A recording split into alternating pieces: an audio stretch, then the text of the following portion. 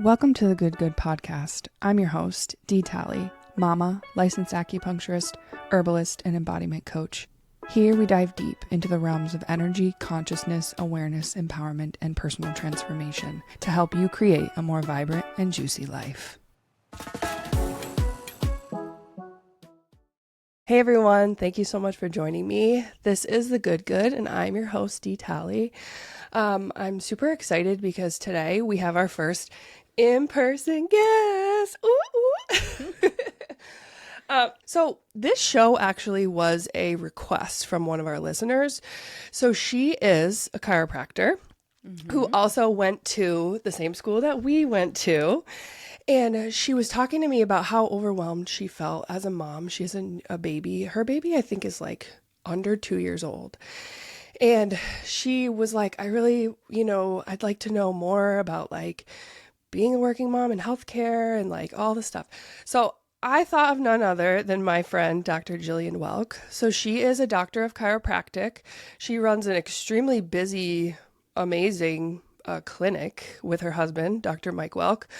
And she has 4 beautiful children from the ages of 16 to 8? 16 to 10. To 10. Oh my God. How did crazy. That happen? When we first met, she was a baby. Yeah. Your youngest was a baby. That's crazy. Yeah. So thank you so much for joining us. You're welcome. I'm so excited for you to be here. Thank you for having me. Yeah. So I ask every guest on the podcast, the first question is, what's your good? So, and just briefly, when I say what is your good, I mean like, what is the stuff, like what is the juice? What is the stuff that you can't buy online that is like your sense felt goodness? So in listening to your other podcasts, I've definitely put some thought into this because I think for many years, like, especially like when my kids were super, super small. So like your friend has a not even 2-year-old, it's hard back then to know what your good is. You are so just like lost in the throes of motherhood. And for a long time, I probably couldn't even give you the answer to that question. I mean, I loved watching my kids grow and, seeing them thrive and whatnot. But for me personally, anything outside of motherhood, I had no clue. Mm-hmm. So it probably took me until I think my youngest was maybe 3 before I really started to figure that out. And I've always loved to work out. I think you know that about me. And I think my good, if I had to pick one thing, being strong. Yeah. Like lifting weights, moving my body, like that kind of stuff. Like that lights me up. Yeah. That really lights me up. Yeah. We were talking about like bone density and like women lifting and how just like the more you lift when you're younger, the kind of better you're setting yourself up for later in life, especially with like hormonal shifts and like perimenopause and menopause. It's like, we're all trying to prevent like a broken hip later in life. Correct. I always say I want to be able to get up off the toilet by myself when I'm 85. That's my goal. That's my goal. That is amazing. Yeah. Okay. So you finished chiropractic college and you moved back to Plattsburgh. Yes. And you opened a practice.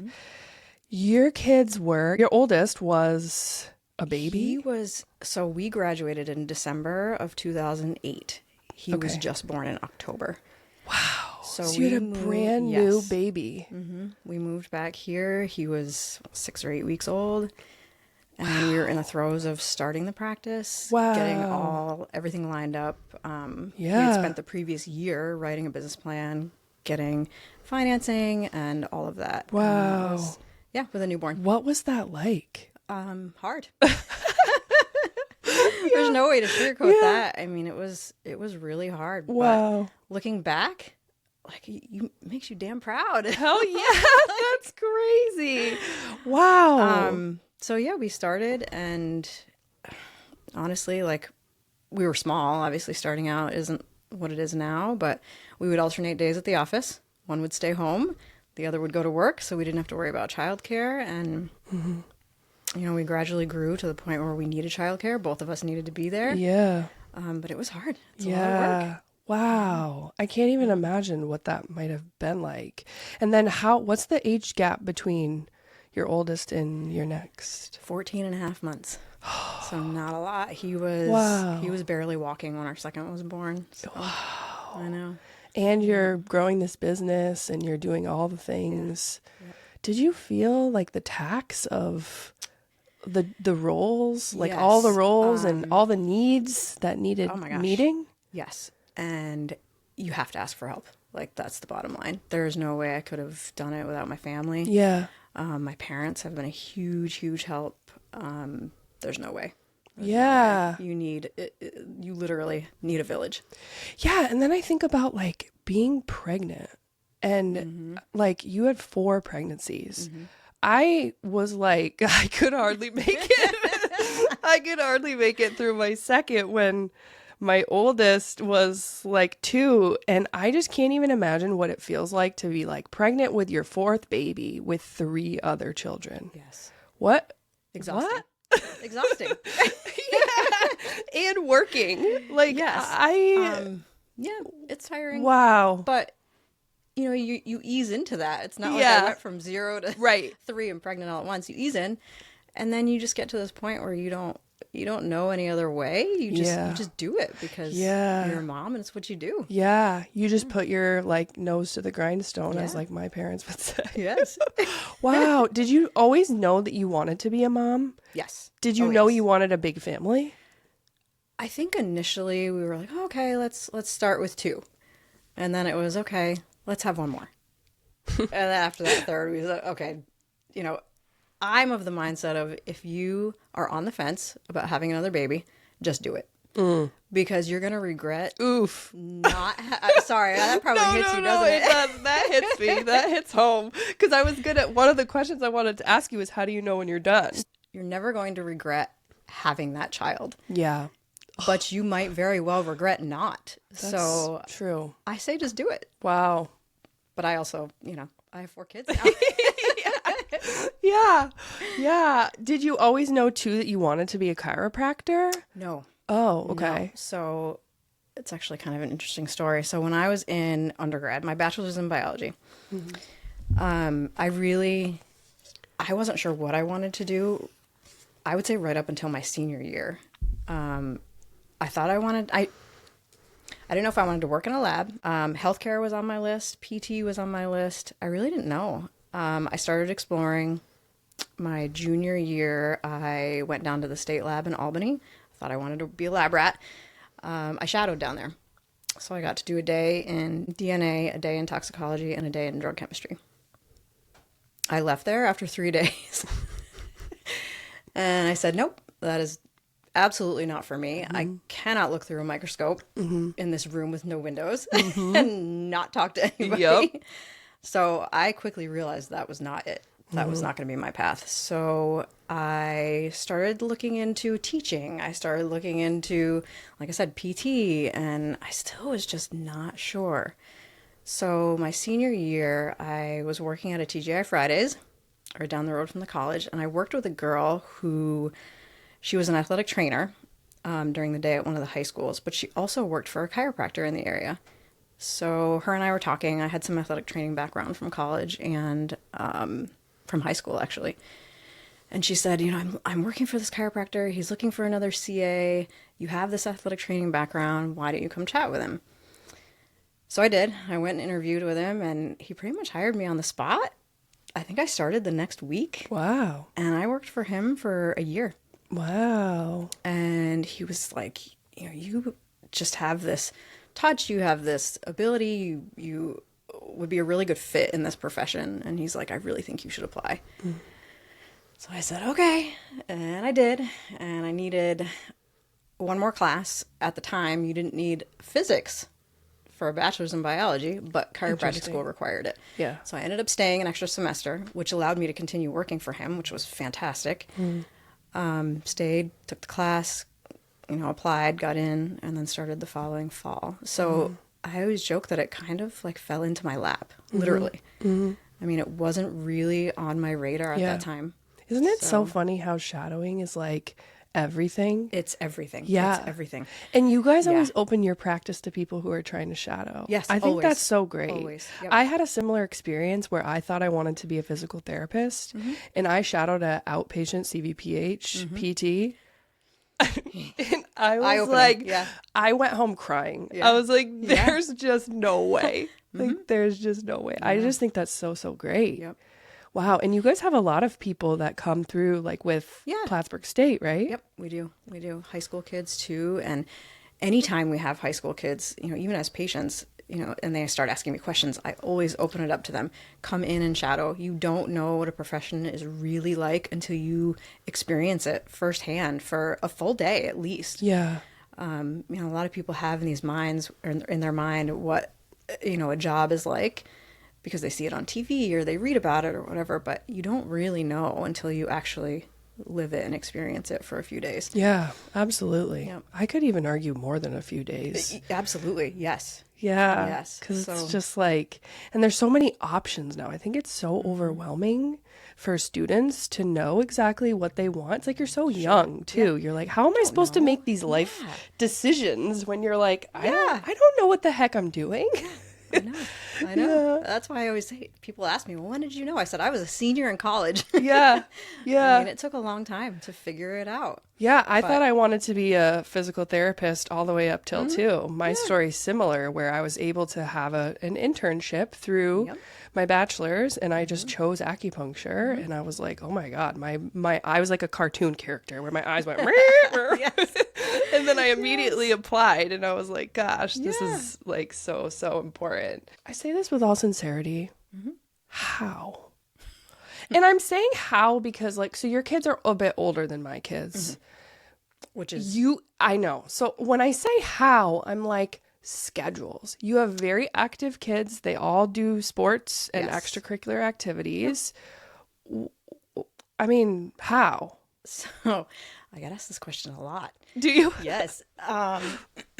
So my husband and I work extremely well together as a team. That is absolutely the only way. That is the how. Because if it weren't for our dynamics, if it weren't for the way we do things in our house, our business, our practice, there's no way. It would all come crumbling down. He takes care of most of the business stuff. Obviously, I have lots of say and I do lots of little things, but the bulk of the behind the scenes, he does. All of the house stuff, all of the kids' schedules, all of that, I handle. And we kind of we fell into those roles early on, and we've just stuck with it because it worked. Yeah. Do you prefer it? I do prefer it. Yeah. I do prefer it. Like you said, you asked me before, did you know you always wanted to be a mom? Yes. And so, you know, what I sort of dreamt of, you know, before I had kids, this was it. Yeah. You know, I get to be like living that now. And I feel Ooh, really I get to be living that now. And I feel lucky. Yeah. I feel really lucky. Yeah. So, I think the flexibility of my schedule is what allows me to do all that I do. If I had a full-time 9-to-5 job, forget it. I honestly probably wouldn't have had 4 kids if that were the case. Yeah, so most people are in those full-time 9-to-5. And I feel for them because I don't know how they do it. Right. All the credit, because I don't think I could. It would take a lot more than my village that I have right now. Yeah, to do absolutely. That. And I also try at this point in my life, especially with the kids being so active, I try to handle all of it on my own. I hesitate to say that because I do always say ask for help because it's a necessity. Yeah. Do you like asking for help? I don't like asking for help. Can you tell? I don't either. I don't. I'm horrible at it. I fully admit it. But you do it. But I do. I do have to sometimes. Yeah. You know, usually it's transportation or because my kids are older now. So, you know, I can leave my younger ones with my older ones. I don't always need childcare. So it's mostly just transportation now. Yeah, because they're running off in 4 different directions. Yeah. Well, 3 and 1. I got 3 on one team and 1 on a different team. Wow. So it's very manageable that way. If they were in 4 different directions, yikes. Yeah. That would be very, very challenging. So I would say, you know, the flexibility of my schedule is really what allows me to do what I'm able to do. Have you ever had times where you have to tell your kid no because of logistics? Yes. Like if they're like, Mom, I want to do this sport. Yep. And you have to be okay with that. It's a hard thing to, you want your kids to experience everything. You want them to, do everything that they want to do, but there are limits. And there are limits to what I'm capable of doing in 24 hours. And sometimes you just have to say no and have to be okay with that. And that's hard. Do you have awareness of all your limits? Like, does that come, like, are you noticing that like in real time? Or is this like later? You're like, it comes with experience. So when your kids are little and you're sleep deprived and you're touched out, talked out, all of that, I feel like I didn't recognize what my limits were at that point because you're just in the thick of it. Yeah, it's like survival mode. Yep. Now that they're older and I have a little bit more, I don't want to say free time because I still don't have a lot of free time, but now they're older and I'm able to like do a little bit more for myself.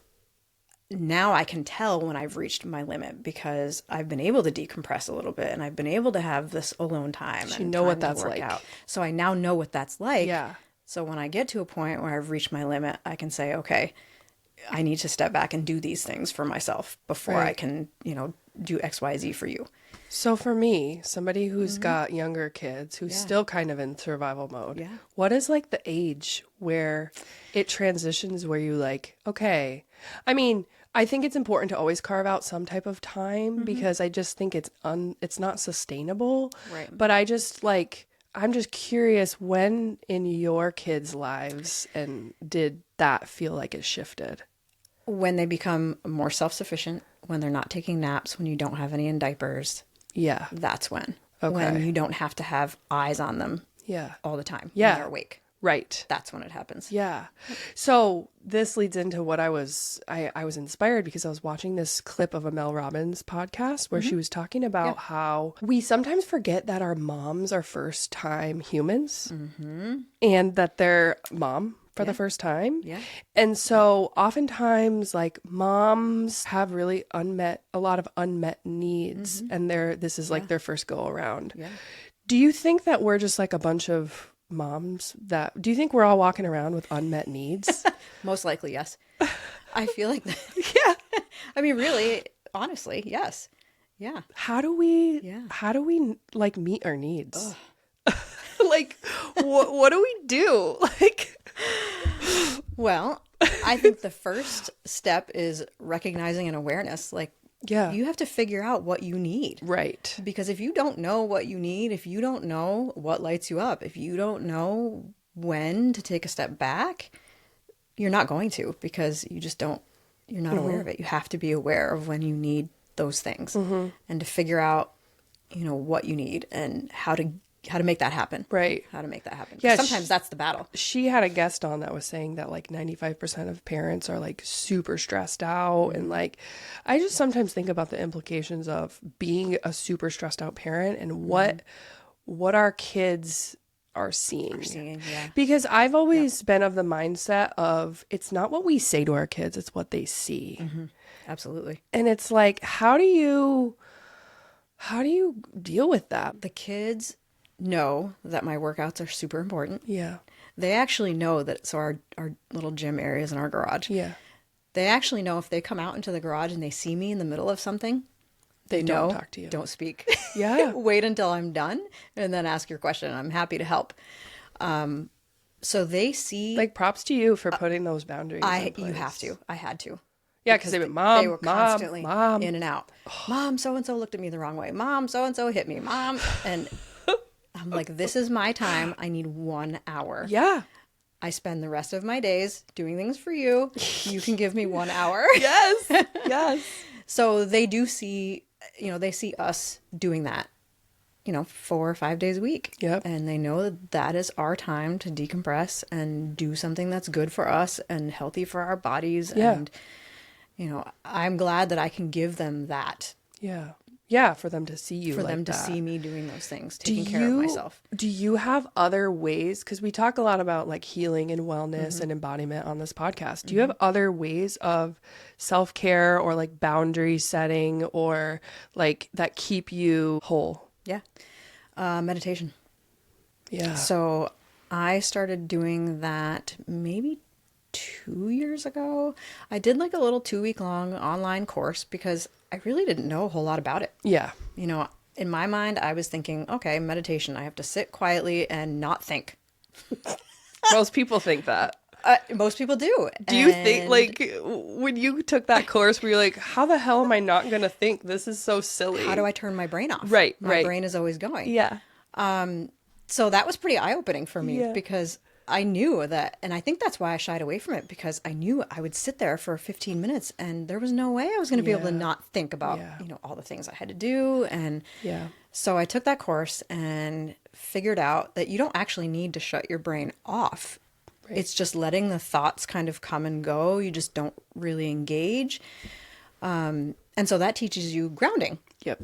And I think that is super, super important because we're go all the time. Yep. And I tend to be very guilty of this. My mind is 10 steps ahead. Yeah. Always. And so it has, like, in a way, it I know that's beneficial to you. So you don't want to turn that off. Yeah. Yeah. So I learned how not to necessarily turn it off, but to let those things come and go, not to let the spiral of thoughts, get away from me, so to speak. And so you sit there and you literally just focus on your breath, focus on your senses, and really learn how to just be still and be in that moment. Yeah. Because that's a hard thing as a mother. Yeah. I think most people have aversion to that because they think what you said. They think that, oh, I just have to shut my mind completely off. And then they get frustrated because it's like a setup. If you think that that's true, you're setting yourself up to be really frustrated because your mind doesn't shut off. And it takes practice. Oh, yeah. That's the other thing. Oh, yeah. You're not going to get it the first, even 10 times you sit down and attempt. It doesn't work that way. Like it takes practice to get there. Yep. Yeah, I think there's also a lot of other barriers to people being in their bodies, one of which is just like the comfort of, often when we look inside, there's discomfort there from unprocessed things, right? Did you notice that when you first started your meditation journey? Absolutely. And it becomes this, you almost have to sit back and be okay with sitting in discomfort for a little while. That's key. And that's how you, that's how you process things. That's how you get through things.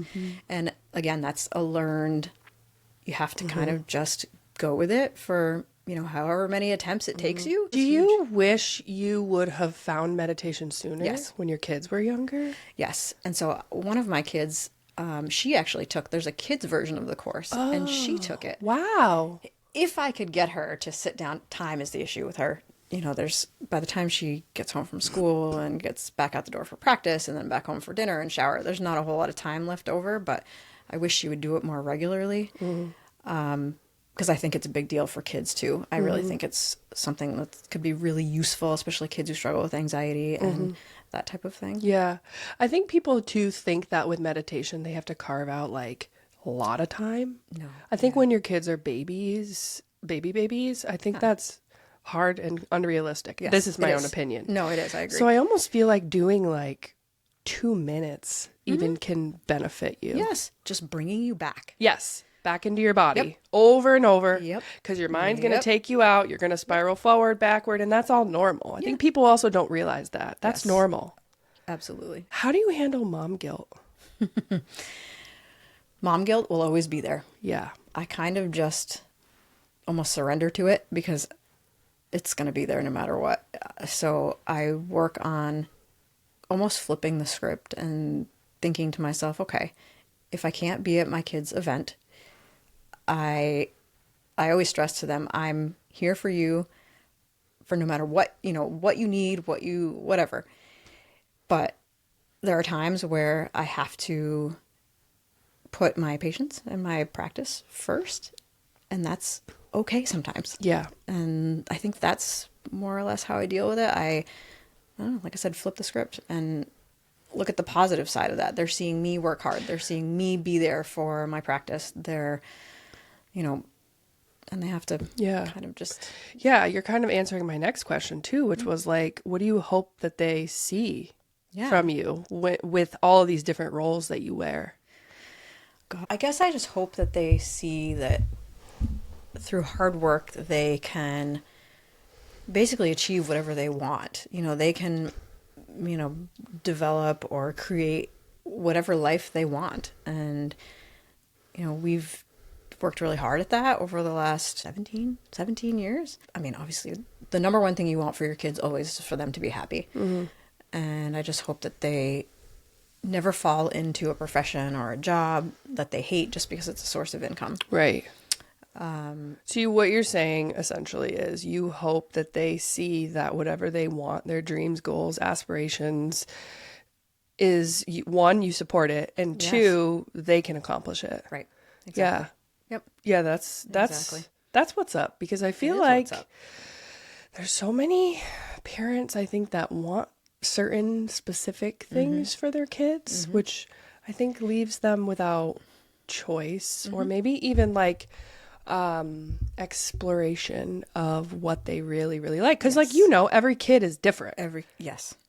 What Even they siblings. like. Siblings are amazing, how different they can be. Right? Yep. What they like, what they, think they want for their lives, etc. What do you think are some unique challenges that moms, especially health moms who are working in healthcare? Well, I don't know that this is necessarily unique, but I think, think of the word healthcare, care, or caregivers. Yep. And we never have, working in healthcare, you never have a reprieve from that. That's your day job. It's your 24/7 job at home. Yeah.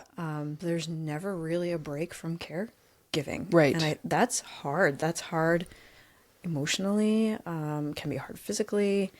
And moms especially. Right. Because it's like you care for your kid. You care for your You kids. care for your patients. You care for your husband. Yeah, it's like, you're right. It is a lot of care. It's being on 24/7 and never. So that can be really hard. Yeah. That can be really, really hard. Yeah, we all need time to not be caregivers. Yes. Right. Yeah, it's true. Even if it's like a short time. 1 hour. Do you consider yourself a caregiver when you're working out? Like when you have your 1 hour? No.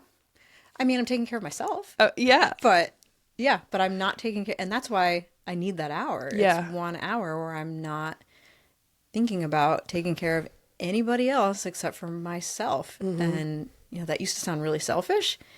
And I used to feel selfish when I first started doing this many years ago, but then it became a necessity. Yeah. This is what I need to do. I grew up in a family where my mom always put herself last. Like, I watched her struggle at a store trying to buy a pair of jeans. I have vivid memories of her because she didn't want to spend the money. She really needed new pants, but and it wasn't even as if like she didn't have the resources. There was something almost like blocking her ability to care. Right. What do you think that something is? I don't know. If it's almost, if you don't put your kids before yourself, you're somehow failing as a mom. Isn't that bullshit? I don't know, but it is. It is. It shouldn't be that way. You can't, what's the saying? You can't pour from an empty cup. Yes. I feel that deeply. Much truth to that statement. Yes. You have to take care of yourself. Yes. And one huge thing that I didn't really start doing until, my youngest was probably 3, maybe. Sleep. I cannot stress that enough. And You didn't sleep until your youngest was 3? Well, Wow. let's see, Danielle. I was either pregnant or breastfeeding. Yeah. From February of 2008 until May of 2017. Whoa. No break. Whoa. No break. No break. No break. Not even like Nope. a second between breastfeeding Went from one to the other. Yeah. Whoa. So I didn't start sleeping until she was about 3. Whoa. And from then on, I said, this is it. I am prioritizing my sleep now. I don't care what is happening. Yeah. I mean, obviously there are exceptions, but I started really prioritizing sleep. And that alone, that one little thing, which it's not really little, it's huge, totally changed how I functioned throughout the day. Absolutely. How I felt emotionally, how I felt physically, and then all the other things that come with being a woman.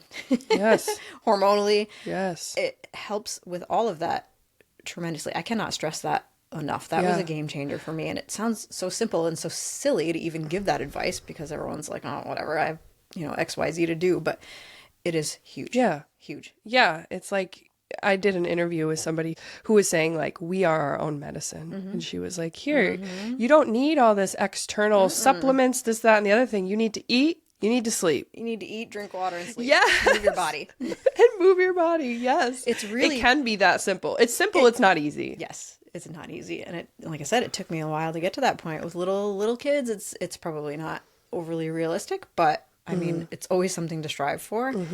And it's just funny how we tend to really, really overthink all of the things that we should be doing when it can be really as simple as those 4 things. Yes. I am like in awe for that length of time, pregnant or breastfeeding. Yeah. When you pulled out of that, like, were you like, you like, what just happened? Like, yes. I mean, like, truly, I'm in awe, and I'm kind of like, I can't even really fully fathom what that must have been like. I mean, I'm not going to lie. I completely lost myself in a lot of those years because you're just in it and you don't know anything else except for sitting on the couch breastfeeding with toddlers running around and you're tired. And wow. And self-care is at the bottom of your list of things. Wow. But you do eventually come out of it, and there's hope. There's hope. There's a light at the end of the tunnel. You eventually come out of it, and you figure it out, and you get yourself together, and life goes on. You kind of already said this, but what advice do you give other working moms? Like you said, self-care, 100%. That is the biggest piece. Find what you like and do it. Find what you like and do it. Yep. Find out what lights you up, because again, sometimes you don't even know what that is for a while, but you have to find it and you have to go with it. You have to do it. Can you share a time where you felt really empowered in your roles? Being mom, being entrepreneur, being chiropractor. Yeah. So my kids are runners. 3 out of the 4 are runners right now. My youngest, I'll tell you, she hates running. But she wants to do running club. I don't know. Explain that one. So they're runners. So they are now starting to experience some little injuries here and there, things like that. And, they know what we do for work, but I don't think they really understand. They haven't shouted us yet. Right. Someday. Yeah. But they don't really understand, the amount of advice, things that we give to patients to help prevention. Prevention is really what it comes down to. Yep. So, the kids, they'll say, oh, my knee hurts or my shin hurts or my hip hurts. And it's like, okay, this is what you have to do. You got to work on your mobility. You got to work on, proper running mechanics, all of these things that we get to give them advice about because we know. And do they do it? And they actually do it. And then when it actually works, that's when we feel really empowered. We're like, see, we actually know something. Yes. So, and the same things that we talked about a minute ago, sleep, nutrition, like all of those things, we get to advise them. And, they're like clean slates.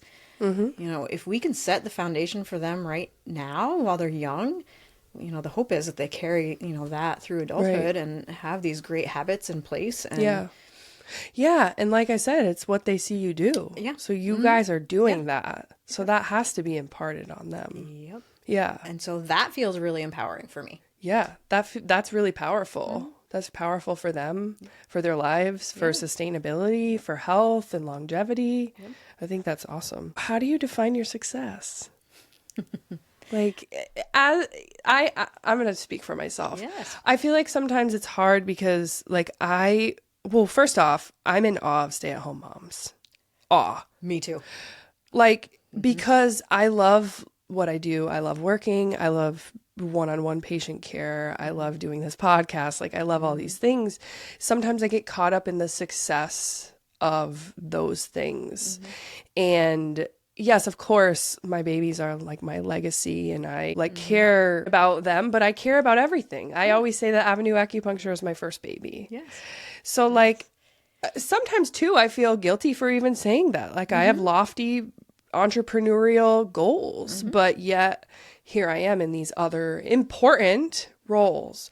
So how do you define success?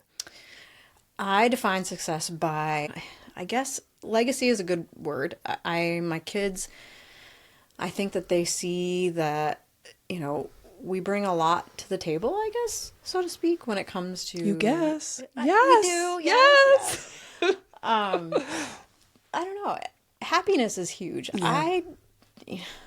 A lot of my success in my mind is being content and living a life that you are, I don't know, thriving is another word that comes to mind too. You want to thrive. You Right. want to live life to its, 100% fullest. And success to me is having, I don't know, the ability to do those things and have all of that.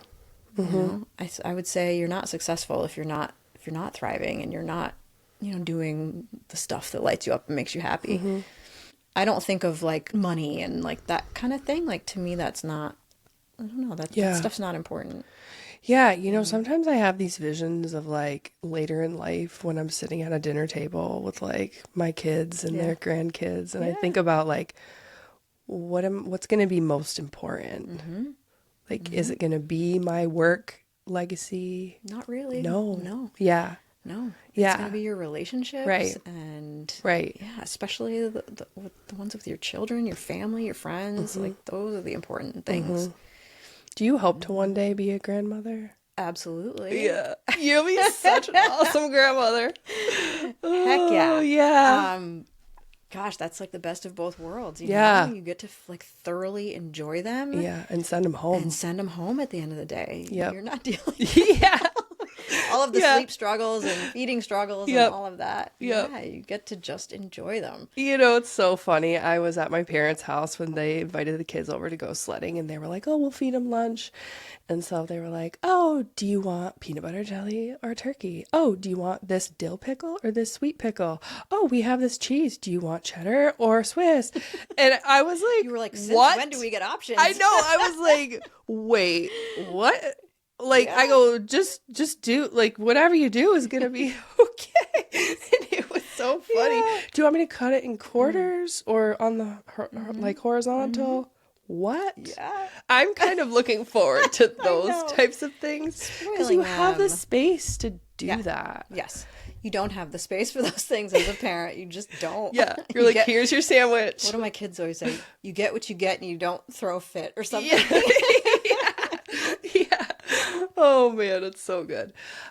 So in your practice, do you see a lot of pregnant, postpartum new moms? Yeah. They're actually my favorite patients. I was gonna ask. I mean, you. I just, being a mom, that you have Yeah, this yeah, yeah. special place for Yeah. pregnant moms and brand new moms. Yeah. So I'm still hearing a lot about the struggles, and boy, do I feel for them because Yeah. I know what that feels like, and I can relate 100% to what they're going through. And yeah, I mean, obviously there's many, many highs and many, many lows, but I can kind of help them get through that. Yeah. And having breastfed 4 kids, and I have quite a bit of experience there. I can offer advice positions there, and positioning. Yes. Yep. All of that. I love it. What do you think is like the top like musculoskeletal issue with postpartum moms? Do you think it's back pain or your shoulder? Like So it depends. Lately, I've been seeing a lot of lower back pain that they relate to possibly where their epidural was. oh, I've ooh. seen a bit of that lately. Did you have epidurals did with not. yours? No, I did not. That's Little known fact about me, I have really bad scoliosis. I wore a brace for a year when I was in 7th grade. And so the curvature of my spine is pretty significant. And I was always like, if I have kids, I don't think I want anybody trying to get a needle in the right spot in there, because I don't know if the curvature would have any effect on that, but I didn't want to take any chances. And I kind of just wanted to do it my way. That's amazing. So I So did. 4 natural deliveries. Whoa. That's awesome. That is so awesome. You know, for me, because I had 2 natural deliveries, but I was always more afraid of the epidural than even a C-section. Isn't that strange? Well, I mean, I too see a lot of back pain yeah, post-epidural.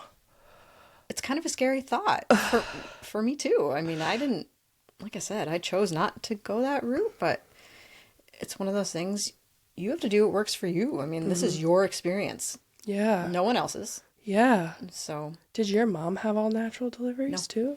Nope. Nope. She had 3 out of the 4 were C-sections. Oh, wow. So were you a C-section? No, I'm the oldest. I'm the only one that wasn't. Wow. Yeah. Okay. So your mom you have 4. Okay. Yes. Is that why you guys went for 4? Do you No. think? Oh, No. okay. Okay. No. Yeah. No, because I think I told you at one point we thought we were going to be done at 3, and then Yeah. so what's one more? Yeah. I don't want to regret not having that last one. So My brother actually told me that the transition from 3 to 4 was easier than 2 to 3. So Or he thought 1 to 2, I think, was hardest. for me, 1 to 2 was hardest, but Maddie, our second baby, was also the most difficult baby that we had. She was colicky. So she would cry from dinner time to midnight every single day from like the time she was probably 3 weeks old. She had to be close to 4 months old when she stopped, when she finally started growing out of that. But so that was really hard. And Michael was so young at the time. I think I said he was barely walking when she was born. So a colicky baby with a little toddler was hard. That was really hard. I always say don't recommend. 10 out of 10, don't recommend. Yeah, But I mean, somebody else could have a totally different experience. Right. You know, if they had an easygoing baby who slept through the night and wasn't colicky, and I mean, that's a totally different scenario. Yeah. But so Oh 1 to man, 2 I guess was I hard. think about like the phantom cries. After she finished her crying jags, did that go on for a while? It did. You think you'll be in the So shower weird. thinking, is somebody crying? I'm not kidding you. My car is 10 and I still feel like I hear cries sometimes. I know. Does that go away? Are we just wired? We must just be wired as moms to have these hyper awareness, have this hypersensitivity Yes. to our kids. Well, haven't you noticed you're a much lighter sleeper now that you've had kids? Yeah. Yeah. I know I am. Yeah. I wake up, our bedroom's on the second story of our house, but if someone's walking around on the first floor, You know it. I am up. You're like, what you doing? I am up. Somebody's awake down there. Well, it's funny because I've always been a really heavy sleeper. But like after having kids, I'm a less heavy sleeper. But actually, Brian's the one who's really like, he will hear like somebody breathe hard and he'll be like, Somebody's here. Yeah. Yeah, it's amazing how. do you think that obviously the roles are different between mom and dad. Do you think dads have the same struggles that we moms do? They probably have struggles, but they're different struggles. Mike's struggles are more business related. The 50,000 open tabs in the brain, that we have when it comes to kid things. Yeah. I have a pretty good feeling dads have that with other things. Mostly yeah. probably work related, Right. I would think, but I know that's the case for Mike. Yeah. Wow. I was just thinking about like the demands of their schooling in terms of like what kids needs on what days and like, how do you keep all that straight? Oh, the logistics. Yeah, like the logistics of it all. Calendar. Okay, so you have a really I have intense, not intense, but you have a very like structured calendar. So we have a big calendar, Cutting edge. calendar in the kitchen. And I call it the master calendar. If it's not on there, it's not happening. So everything's written down. Everybody knows what's going on. The kids know all they have to do is look at the calendar, see what day it is to figure out what we're doing that day. So that's huge. If I didn't have that, where would I be? I wouldn't be here right now. Yeah. Yeah. So you do pen and paper calendar. So I do both. Oh. Because I do both because when I'm out and about and I'm adding appointments. adding appointments, I'm not carrying around that big old calendar with me. Can you imagine? So, She pulls this huge it would be thing out of her hilarious. purse. I'd need a much bigger bag than that one I have over there. But funny side note, I've been carrying around that bag since Mara was a toddler. Oh, wow. And I haven't it's not a diaper bag. Okay, everybody. Yeah, It's not no. I don't carry around a diaper bag It for my doesn't look like a 10-year-old. diaper bag. But I've been carrying around that bag since she was like a year old. I remember she was still in diapers when I had that bag, and it's the same bag. And I don't know, it's like this piece of my kids, when they were small, it's like this little thing that I can't give up. Oh, I don't know. I that's think so I'm going to sweet, always carry though. that bag around until they go to college. That's actually really, really sweet. You have like emotional I attachment have to this it. extreme emotional, and I can't tell you how many times I've looked at other bags and I'm like, nope, I can't do it. You think it just reminds you of the time? It does. It does. Isn't it so funny how we're like, when we're in it, we're like, oh my God, please, this needs to go faster. I'm Oh my so gosh, yes. fucked up, right? Yes. Yeah. But then it's like, and I'm maybe not there yet, but like where you'll one day look back and be like, oh, Yeah, I'm there. I look back sometimes and I'm like, Yeah. oh my gosh. I look at pictures and I'm like, I can hardly remember them when they were Right, that age. Like you right. do, but you block some you of it don't. out. You do. You absolutely do. That's by design. Yep. Yes, it is. Or we wouldn't have multiple children. Exactly. Absolutely. Is there anything else that you think is important to say about like working moms or like multiple roles, or anything you want to add to any moms who are watching this or who feel really overwhelmed or burnt out or... Yeah.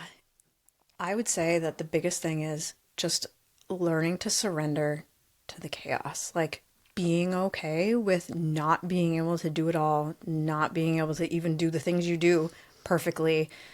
There's no such thing. I mean, and whoever tells you or whoever's life you're looking at that you think is perfect, it's 1,000% not. Right. It isn't. It's all this social media, like... Yes, the highlights. Yeah, the highlight reel. Yep. You got to remember you only see... And taking a step away from social media, also huge. What is it like with kids who want to be on social media? Yeah. Do your kids have phones? So 3 out of the 4 do. Okay. Like So, smartphones? Yes. Oh, okay. They were not allowed to have them until at least middle school. Actually, what prompted us to allow them to have phones was when they started being able to stay home alone. Oh, We don't that have a makes landline, sense. so yeah, we wanted them to be able to reach us. But so our 12-year-old, she does have a phone, but we don't allow any social media.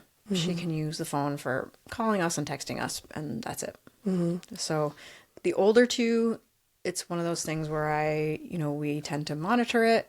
And there's, at any time, I know their passcodes. At any time, they have to be able to hand it over, and I can look at it. And I know there's this privacy and all of that, but also I feel like safety. safety's huge. Safety's huge. We use screen time settings or the parental controls within the iPhone, where you can go in and restrict certain content. We have a lot of those set on their phones. They can't download apps without, my passcode, things like that. It's one of those things with the older 2, they have our trust until they don't. Right. Yeah. So I feel like it's one of those strange things to navigate that like we never really had to deal we didn't with. have to deal with any of that. No. Yeah. No, I told the kids about my flip phone that I yeah, signed me up too. for myself. Do you when I remember was 18? Do you remember T9 Word? Where you would text using the number pad? Yeah. Yep. That's actually hysterical. It really is when you think about it. It really is. Or like the razors where you like... I had one of those. Yep. I had a Blackberry. Yes. Is that what those... Yes. Oh my God. It's such a Mike blast had for one of the those, past. That's Oh so... my gosh, Wow. but, yeah. That's like uncharted territory. Like really for me too, I'm like, my kids are 5 and 3. I'm like, I don't even know what... And will it change? Because it's it's ever evolving. It's always evolving. Do you stay up with it? Like, how do you... Because I know there's like Facebook groups and like parents. Do you talk to like friends? Of like, how do you stay up with it? I don't even know that I do, to be 100% honest. Like I said, my older 2 have Instagram accounts that I follow, and so I see what they're posting. Yeah. But, I'm also very lucky. I have really good kids. Yeah. And that makes a huge difference. Is that luck or is that good parenting? Well, it's good. It is good parenting too. But honestly, if they weren't the kids that they are, I might be a little different when it came to social media and phone use and all of that. But They're really good kids. Out I'm of blessed. you and your husband, are you the more strict parent? So like you said, when they have our trust till they don't. Honestly, we haven't had any major parenting catastrophes so far. Knock on wood. And the older two are 15 and 16. That's pretty good. Yeah. That's really but good. in terms of like discipline, or I would say maybe I'm slightly more strict than Mike is, but our personalities, he's just tends He's to be a more kid. laid back. Yeah. He's a big kid. Yeah. He's a big kid himself. So when I say I have 4 kids, I really mean I have 5. Yeah. I love you, Mike. Yep. I think I tend to think about, it's just the mom thing that we do. I tend to think about, their responsibilities, the importance of them having responsibilities and being a part of our household and contributing to that household without expectation. Like, oh, are you going to pay me to do this? Right. No, you're a part of this household. We don't do allowance. We don't do things like that. You're like, you do gonna your help laundry. because this is what we do. Right. You're going to help. Right. And usually they're really good about it. Yeah. I have to say. And it's just like teaching them like responsibility for taking care of their basic needs. And I was just about to say that, and being able to, I just think like, okay, when Michael goes off to college, is he going to be able to do his laundry? Is he going to be able to, make food for himself? Right. Things like that. I want him to be self-sufficient, especially as a boy. Yeah. Boys tend to not care so much about that stuff. Right. So. Wow, when he goes off to college, that's only a few years from now, isn't it?